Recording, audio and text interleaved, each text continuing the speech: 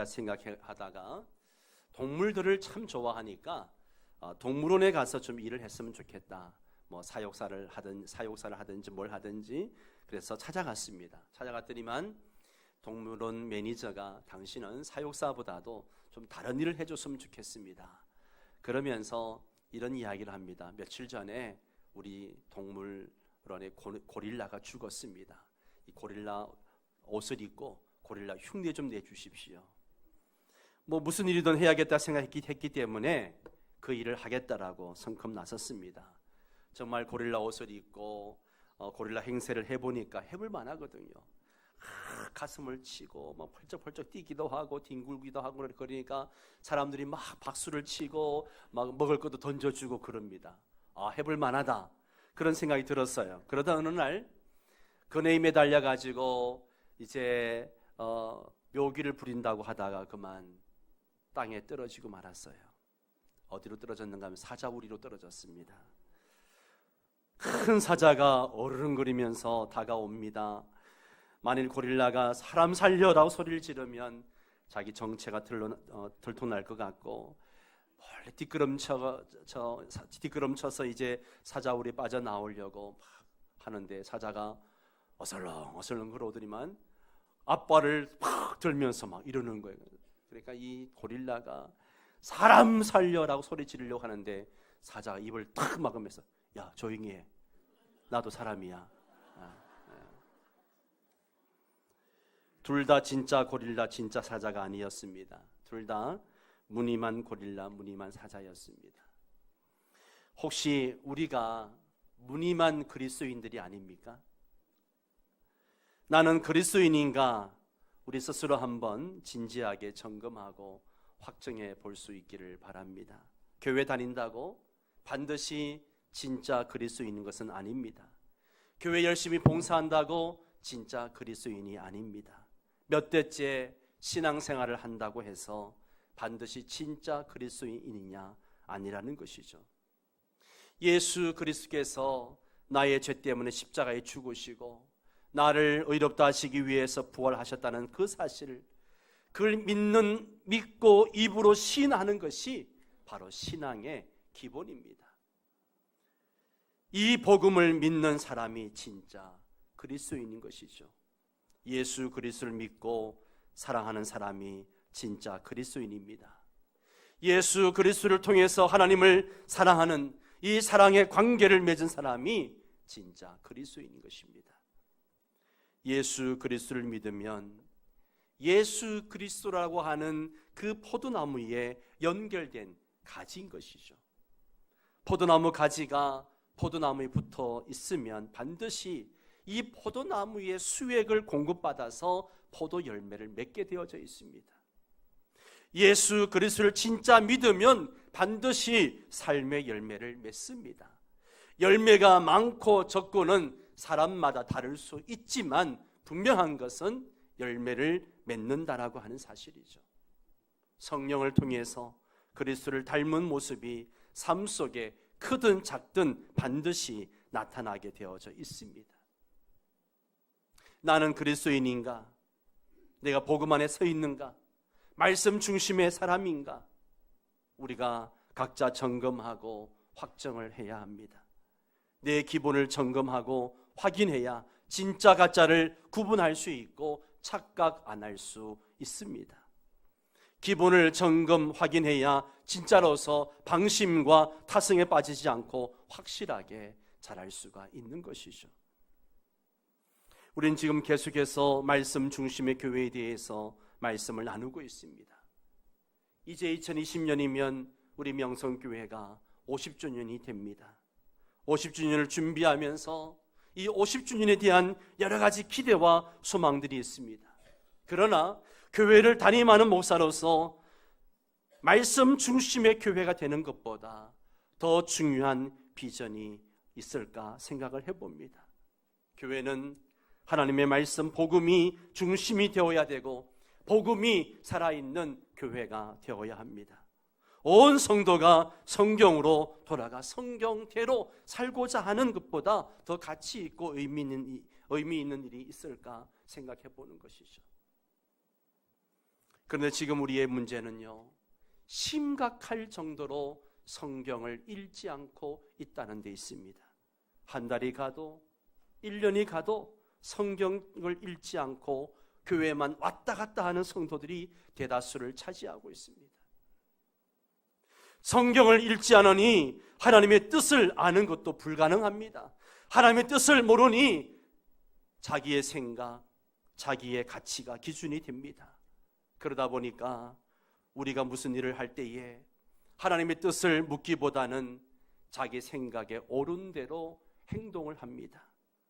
세상의 가치, 인본주의에 근거한 전통, 이런 것이 기준이 됩니다. 여러분, 이게 사사시대와 다를 바가 뭐가 있습니까?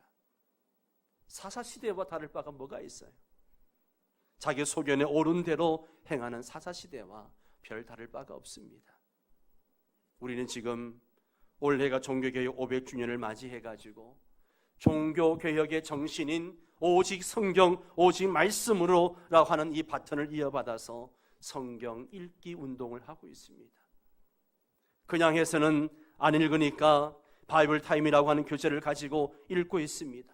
그런데도 지독하게 성경을 읽지 않습니다. 여러분, 내가 성경을 읽지 않으면요, 내 속에서 선한 것이 나올 수가 없습니다. 하나님을 기쁘시게 할 수가 없습니다. 먹든지 마시든지 하나님의 영광을 위해서 살라고 했는데 그렇게 살 수가 없어요. 냄새나고 더러운 인간의 술수와 방법만 나올 뿐입니다. 사랑하는 성도 여러분, 성경을 읽으십시다. 그래서 말씀 중심의 교회 성도들이 되시기를 바랍니다. 이제 24절 말씀을 보겠습니다. 주의 증거들은 나의 즐거움이요 나의 충고자니이다. 사람들이 고난과 어려움을 당하면 말씀에서 길을 찾는 게 아니라 말씀을 떠나서 제 살 길을 찾아가는 게 사람들입니다. 그러면서 고난과 어려움 가운데 말씀대로 살려고 하는 자들을 보게 되면 그렇게 살아서는 안 된다, 말씀대로 살아봐야 소용이 없다, 살려면 말씀대로 하는 것이 아니라 이렇게 해야 된다, 그러면서 비방하고 멸시를 합니다. 지금 시인이 그런 상황을 맞이하고 있는 거예요. 그런 가운데 시인이 뭐라고 이야기합니까? 고난과 어려움 중에서도 주의 말씀을 자기의 기쁨으로, 즐거움으로 삼았다라고 이야기합니다.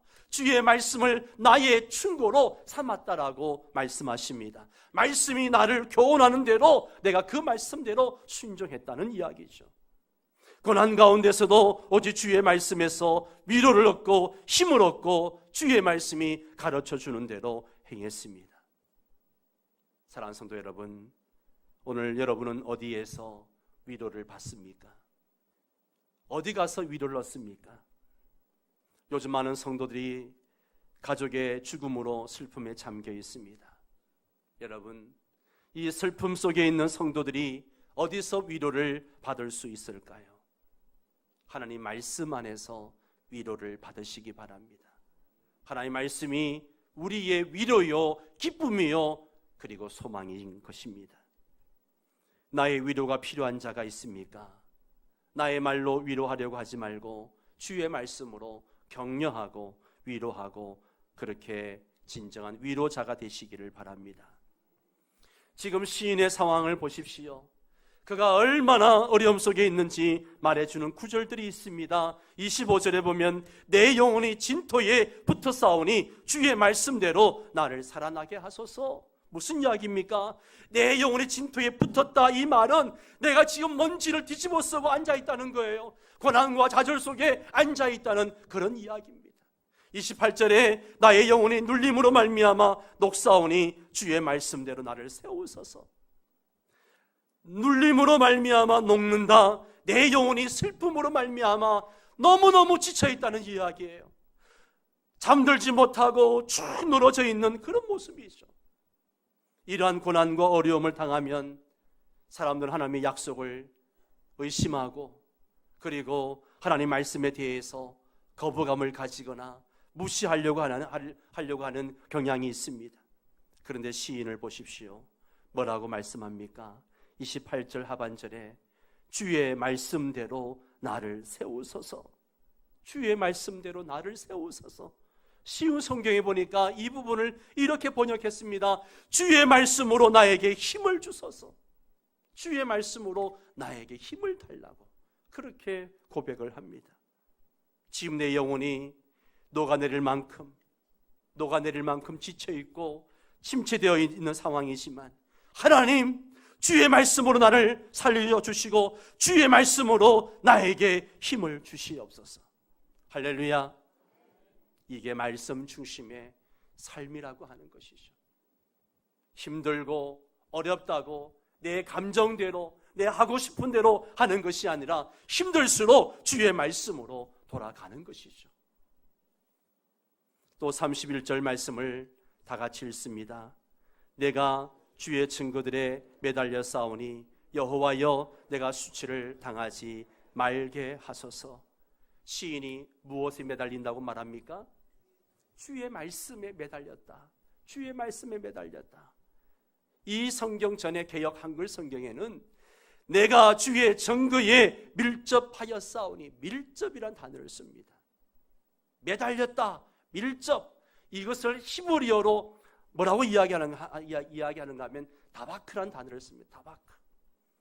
이 단어가 어디에 사용되어졌는가 하면 창세기에 보면 남자가 부모를 떠나 여자와 둘이 한 몸 연합하여 한 몸을 이룬다라고 할 때에 사용되어진 단어입니다. 말하자면 남자와 여자가 결혼해서 둘이 한 몸 되는 것처럼 접착제를 발라가지고 어떤 물건이 또 다른 물건에 딱 달라붙는 것처럼 하나님의 말씀에 딱 달라붙었다는 겁니다. 그 말씀과 굳게 밀착되어 있기 때문에 그 무엇도 떼낼 수가 없는 거예요. 그만큼 하나님의 말씀을 가까이 했다는 것입니다. 그렇기 때문에 수치를 당하지 않게 해달라는 거예요. 하나님의 말씀만이 구원의 길이기 때문입니다. 그래서 뭐라고 고백합니까? 주의 말씀대로 나를 살아나게 하시옵소서. 주의 말씀대로 나를 세우소서. 주의 말씀 때문에 생명을 유지하며 주의 말씀으로 말미암아 일어서게 하소서. 이런 고백들이 우리를 하나님 말씀에 매달리게 만듭니다. 사랑하는 우리 명성교회 성도 여러분, 여러분은 하나님의 말씀과 밀착되어져 있습니까? 하나님의 말씀이 나와 함께하고 있습니까? 그 말씀이 내 생각과 마음을 지배하고 내 입술을 지배하고 내 삶을 지배하고 있습니까? 하나님의 말씀에 매달리십시오. 하나님 말씀에 밀착되시기 바랍니다. 하나님의 말씀과 거리가 멀어지면 멀어지는 것만큼 그 사이에 다른 것들이 사탄이 개입하게 됩니다. 세상의 것들이 들어오게 됩니다. 그러면 하나님과 점점점 멀어지게 되고 죄악된 삶을 살아갈 수밖에 없는 것이죠. 많은 성도들이 신방을 하면 신앙생활 잘하고 싶다고, 정말 하나님의 뜻대로 살고 싶다고, 주님을 닮아가는 삶을 살고 싶다라고 이야기합니다. 그런데 그렇게 말하면서 하나님의 말씀을 안 읽어요. 그러니 됩니까? 안 됩니까? 돼요? 안 돼요? 안 됩니다. 여러분, 기독교는 말씀의 종교예요. 믿음의 종교라고 이야기합니다. 그런데 믿음의 종교라고 이야기하는데 뭘 믿습니까? 뭘 믿어요? 하나님의 말씀을 믿는 거예요. 그러면서 믿음의 종교라고 이야기하면서 말씀도 안 읽으면서 뭘 믿는다는 겁니까? 뜬구름 잡는 이야기나 하고 있죠. 성도는 하나님의 말씀을 믿는 겁니다. 아멘입니까? 말로만 하지 마시고 하나님의 말씀과 밀착되시기 바랍니다. 하나님의 말씀에 매달리시기 바랍니다. 누가복음 5장 3절 이하에 보면 게네사렛 호숫가에서 있었던 기사가 나오는데요. 우리 한번 한 절씩 교독해 볼까요? 3절에서 6절까지. 예수께서 한 배에 오르시니 그 배는 시몬의 배라. 육지에서 조금 되기를 청하시고 앉으사 배에서 무리를 가르치시더니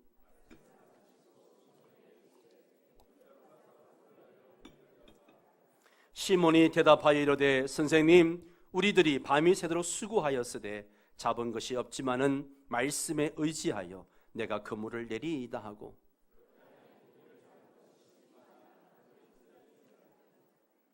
밤새도록 수고했지만 빈손이었어요. 밤새도록 수고했지만 고기 한 마리 잡지 못했습니다. 그런데 베드로가 뭐라고 고백합니까? 말씀에 의지하여, 주님의 말씀에 의지하여 내가 그물을 내리겠습니다. 경험을 의지하지 않았습니다. 자기의 경험을 의지하지 않았어요. 평생 어부로 살았습니다. 어부의 경험이 많습니다. 그런데 경험을 의지하지 않았어요. 어부의 지식을 의지하지 않았습니다. 말씀에 의지하여 순종할 때에 그물이 찢어지는 은혜를 입었습니다. 여러분, 하나님 말씀이 내 경험보다, 내가 가진 지식보다 앞섭니다. 믿습니까? 말씀을 의지하여 순종하시기를 바랍니다. 이게 바로 말씀 중심의 성도요 교회입니다. 성도들에게 조금이나 도움을 드리고자 바이블 타임으로 여러 모임을 만들었습니다. 그런데 참 안타까운 것은요, 중직자들은 한 명도 안 보여요. 한 명도 안 보여요. 말씀에 도사들이 됐는지 아예 한 명도 없어요. 한 명도 없어요. 계속해서 26절 27절 말씀을 봅니다. 내가 나의 행위를 아뢰매 주께서 내게 응답하셨사오니 주의 율례들을 내게 가르치소서.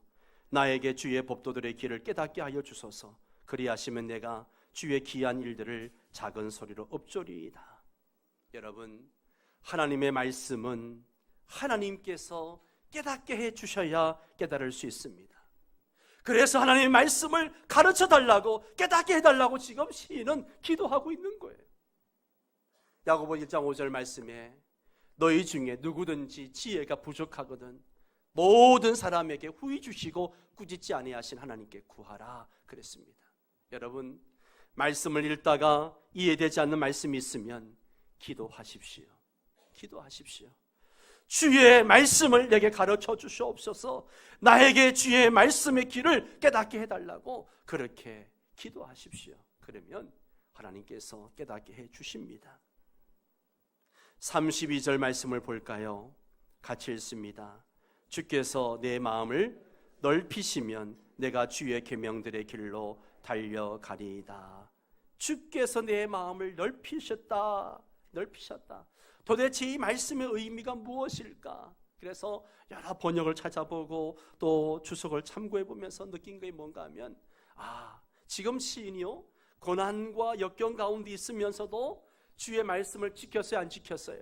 주의 말씀대로 살려고 애를 썼어요. 그랬더니만 하나님께서 그의 마음을 고통으로부터 해방시켜 주셔서 기쁨과 행복이 가득한 그런 상태의 마음을 주셨다는 거예요. 그래서 시인이 뭐라고 이야기합니까? 내가 주의 계명의 길로 달려가겠습니다. 그렇게 고백하고 있는 것이죠. 달려간다는 식으로 표현하는 것은요, 좀 더 민첩하게 활동적이고 적극적으로 계명을 지키며 살겠습니다. 그런 의미인 것이죠. 사랑하는 성도 여러분, 고난과 역경 가운데서도 주의 말씀대로 살면 하나님께서 우리의 마음을 넓혀 주십니다. 고난과 역경 속에서 벗어나 기쁨과 행복한 마음을 주십니다. 하나님의 말씀의 길로 힘차게 달려가시기 바랍니다. 33절 34절 말씀을 또 같이 읽습니다. 여호와여 주의 율례들의 도를 내게 가르치소서. 내가 끝까지 지키리이다. 나로 하여금 깨닫게 하여 주소서. 내가 주의 법을 준행하며 전심으로 지키리이다. 아멘. 하나님, 내게 주의 말씀을 가르쳐 주십시오. 그러면 내가 끝까지 지키겠습니다. 내가 전심으로 지키겠습니다. 그렇게 고백하고 있는 거죠. 여기에 끝까지라고 하는 것은요, 내가 형편이 힘들어질 때라도 지키겠습니다. 상황이 어려우시는 그 상황에서도 끝까지 지키겠습니다. 내가 말씀이 지키기 좋은 상황에서 뿐만 아니고 말씀을 지킬 수 없는 상황이라 할지라도 주의 말씀을 내가 지키겠습니다. 온 마음을 다하여 전심으로 지키겠습니다. 그런 고백이거든요. 여러분, 오늘 우리가 이 세상에 살면서 주의 말씀을 지키는 것 쉽지 않습니다. 우리가 세상에서 직장 생활을 하고 사업을 하면서 주의 말씀 지키는 거 쉽지 않습니다. 안 믿는 가족과 친척들 사이에서 신앙을 지키고 주의 말씀을 지키는 것 쉽지 않습니다. 여기에 끝까지라고 하는 것은요, 시간적 의미도 있지만 상황적 의미도 있다는 것이죠. 도저히 내가 주의 말씀을 따를 수 없을 것 같은 상황, 이러다가 잘 안 될 것 같은 상황, 그 상황 속에서도 내가 주의 말씀을 지키겠습니다. 그런 고백이거든요. 여러분, 살다 보면 말씀대로 살아가기가 어려울 상황들이 주어질 때가 있습니다. 그럴 때에도 시인처럼 내가 끝까지 지키겠습니다 고백할 수 있기를 바랍니다. 하나님의 사람은 어떤 상황에서도 상황에 타협하지 않고 주의 말씀을 지키는 것입니다. 두려움 없이 끝까지 주의 말씀을 지키는 하나님의 사람들 되시기 바랍니다. 현대 사회는 말씀대로 살기 어려운 시대를 맞이하고 있습니다. 다양한 가치들이 지금까지 우리가 지키며 살아온 것들을 지키지 못하게 하고 타협하며 살아가게 합니다. 갈수록 기독교를 반대하는 안티 세력들이 이제는 세력을 형성해가지고 교회를 참으로 박해를 합니다. 갈수록 기독교의 가치와 충돌되어지는 사회 이슈들이 얼마나 많이 일어나고 있는지 모릅니다. 동성애법이라든지 인권조례법이라든지 여러 가지 우리 기독교 가치와 충돌되어지는 일들이 비일비재하게 일어나고 있습니다. 그러나 우리는 끝까지 주의 말씀을 지켜야 합니다. 타협해서는 안 됩니다.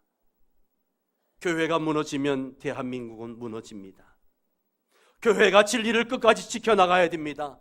신앙의 선배들이 목숨 걸고 진리를 지켰던 것처럼 우리도 그렇게 지켜나가야 합니다. 아멘이십니까? 그 오늘 말씀을 보면 우리가 주의 말씀대로 사는 것을 방해하는 요소가 있습니다. 여기에 걸리면 누구도 헤어나오기 힘듭니다. 그게 뭘까요? 36절 말씀을 같이 읽습니다. 내 마음을 주의 증거들에게 향하게 하시고 탐욕으로 향하지 말게 하소서. 아멘. 내 마음을 어디로? 주의 증거, 주의 말씀으로 향하게 해달라고. 그리고 어디로 향하지 않게 해달라고? 탐욕. 이게 뭐예요? 욕심. 여러분, 욕심이 내 마음에 들어오면요, 주의 말씀대로 살 수가 없습니다. 왜요? 욕심이 들어오면 말씀이 들어올 틈이 없어요. 그래서 욕심이 잉태하면 죄를 낳게 되고 죄가 장성해서 사망에 이른다라고 하고 있는 것이죠. 여러분, 욕심이 내 마음에 들어오게 되면 주의 말씀을 따라 사는 게 힘들어집니다. 그래서 기도하십시오. 하나님, 내 마음속에 있는 욕심을 제거하여 주옵소서. 내 마음 가운데 계속 나타나는 탐욕을 제거하여 주옵소서. 탐욕은 하나님의 말씀을 지키는 것을 방해합니다. 오늘 여러분의 마음 가운데 탐욕적인 이기심이 사라지고 순수하게 하나님 말씀을 따라 살아가는 그런 은혜가 있기를 축원합니다. 43절 말씀 또 같이 읽습니다. 진리의 말씀이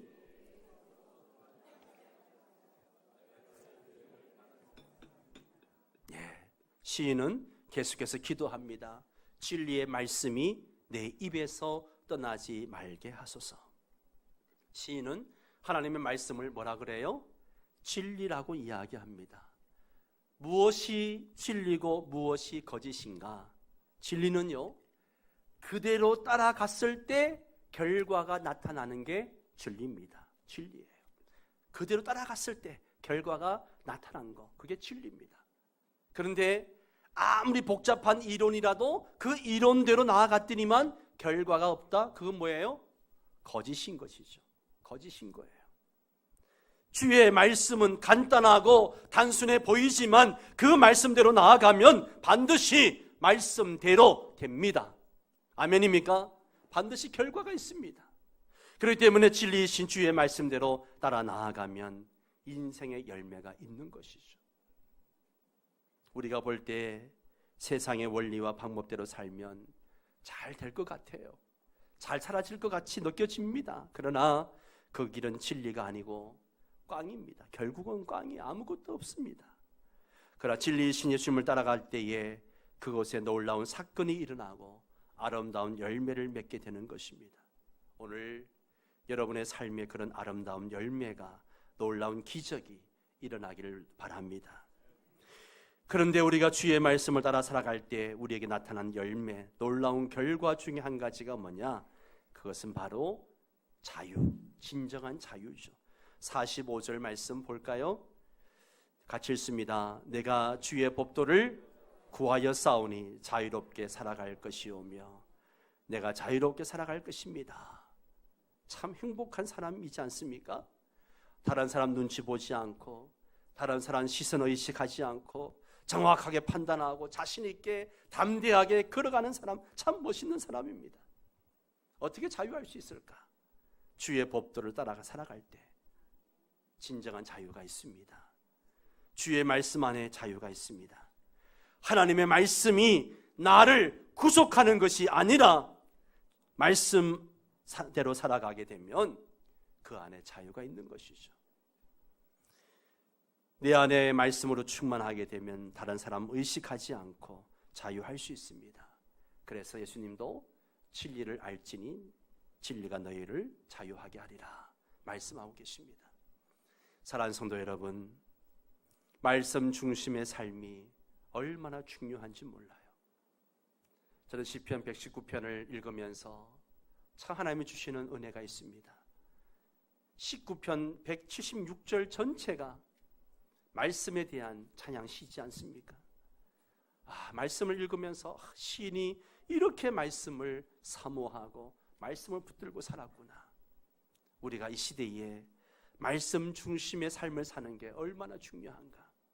오늘날 우리 한국교회가 위상이 떨어지고 사회의 세상 사람들에게 걱정거리가 되는 이유 중에 하나가 말씀 중심이 아니라 세상의 것들이 들어와서 교회를 지배하고 그것 때문에 교회가 분열되어지고 다투고 하다 보니까 교회가 권위를 잃어버린 거죠.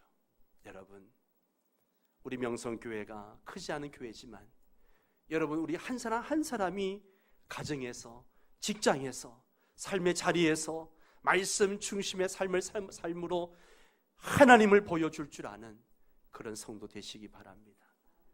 말씀대로 사는 자에게는 하나님이 주시는 놀라운 축복이 있음을 기억하시고 말씀을 깊이 묵상하고 말씀을 읽고 나누고 하는 성도 여러분 되시기를 주의 이름으로 축원합니다. 우리 다 함께 일어나셔서 주님 말씀하시면 찬양하며